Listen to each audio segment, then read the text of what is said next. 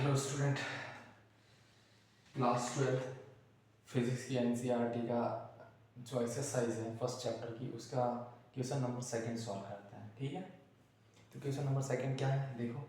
The electrostatic force on a small sphere of charge 0.4 microcoulomb due to another small sphere of charge -0.8 microcoulomb in air is 0.2 newton. ठीक है, force की value दी है, charge की value दे रखी।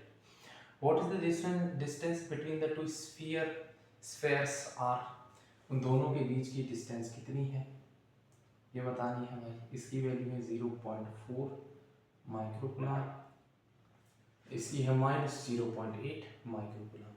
अब ये तो अपने को पता चल गया कि एक पॉजिटिव चार्ज है, एक नेगेटिव चार्ज है, तो इनके बीच में फोर्स ऑफ अट्रैक्शन लगेगा। ठीक है, अट्रैक्टिव फोर्स होगा। कैसे फोर्स होगा? अट्रैक्टिव फोर्स होगा। और ये डी अपने को निकालना है। ठीक, निकालते हैं।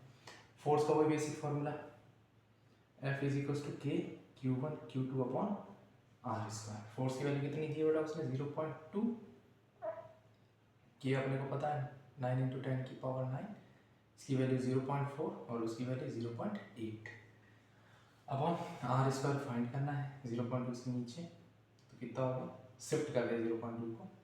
9 इंटू 10 की पावर 9, ये हो गया 3.2 अपॉन 0.2, डेसिमल से डेसिमल हट गया, ये हो गया 16। अब आर में इसका रूट लगा दो, कितना हो गया भाई? 9 into 60 into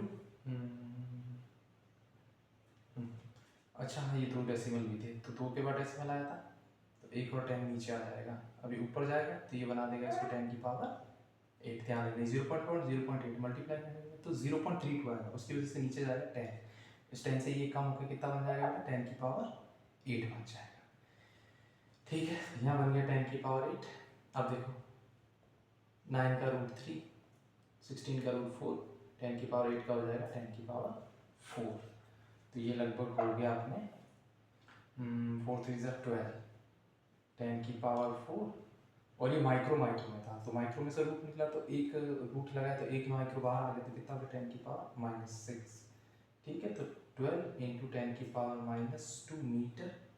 in the sense R की वैल्यू आ गई अपने पास 12 सेंटीमीटर। ठीक है, ये मीटर में आएगी वैल्यू, है ना?